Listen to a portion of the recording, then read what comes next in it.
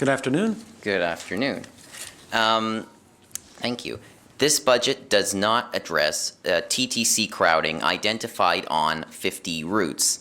I have experienced the TTC's third busiest bus route on a daily basis for over 8 years. I enjoy taking the TTC, but I don't enjoy having my face pressed against the windshield of the bus. The TTC needs to address crowding now. This could include simply adding service or accelerating the express bus strategy. Using the ridership growth strategy as a reason to allow crowding to continue for another year is only postponing vital investments in the operation of the TTC. In addition, there are $2.7 billion of unfunded TTC projects which must be addressed. As the TTC said to Budget Committee, quote, "We are essentially running out of time as to when we can defer these projects," end quote.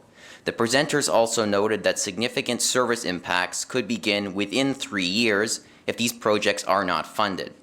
This is very concerning as 1.7 million people rely on the TTC every day.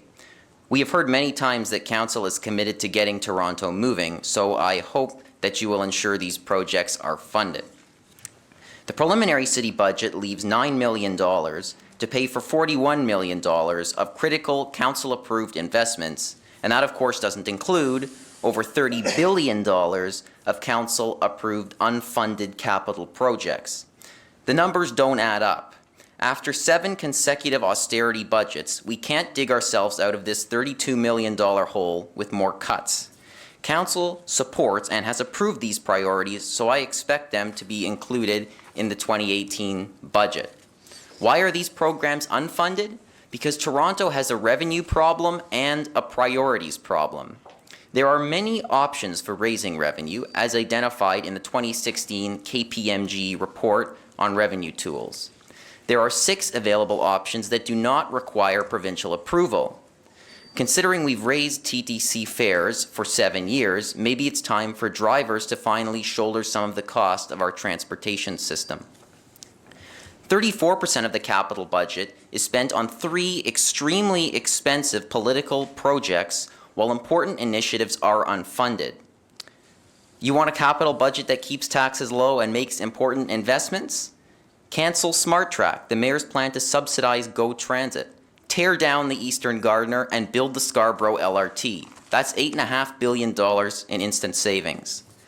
The fact that Council continues to charge the millionaires who reside in some of Canada's wealthiest neighbourhoods the lowest property tax rate in the GTA, while our poverty reduction strategy is unfunded, is not only disgraceful, it is the definition of inequality. Keep in mind, there are over 185,000 people, or now approximately 7% of our city's entire population, on the affordable housing waitlist. We have programs to assist the disadvantaged in paying their property taxes, and we need to seriously look at charging higher assessed properties higher tax rates to ensure everyone pays their fair share. Council has committed to ending fatalities on our roads, but a closer look at the transportation budget reveals the road safety plan is $22 million short of being fully funded. $69 million of the Council-approved 10-year cycling plan has been excluded from the transportation budget due to funding constraints. So to conclude, I'm asking you to do 4 things. 1, make the necessary investments in the TTC. 2, fund programs you have already committed to. 3, raise the revenue required to do so and cut down on the capital project backlog through new revenue tools and increase property taxes for those who can afford it. 4, finally listen to expert advice and cancel the 3 big-ticket projects that will see the city waste nearly $8.5 billion at a time when resources are stretched so thin. The bottom line is we cannot slash departments year after year and hope that all the city's priorities will fund themselves. We can't build the city we want without paying for it. Thank you. Thank you. The questions, Councillor Mihevik? Yes, I'm wondering on the issue of crowding. It is not on our list of the $41 million that you mentioned. I'm not sure if you're aware that's the crowding issue is not even on that list. I understand, yes. It's part of the TTC budget, but it wasn't included in the TTC budget because it couldn't increase more than the rate of inflation, I believe. Yeah. So tell us what additional buses would mean for you. How often do you have to skip a bus or get crowded in there? Is it during rush hours? Is it off-peak? Is it weekends? Weekends is not as common, but it can happen off-peak on weekdays and pretty much always in rush hour.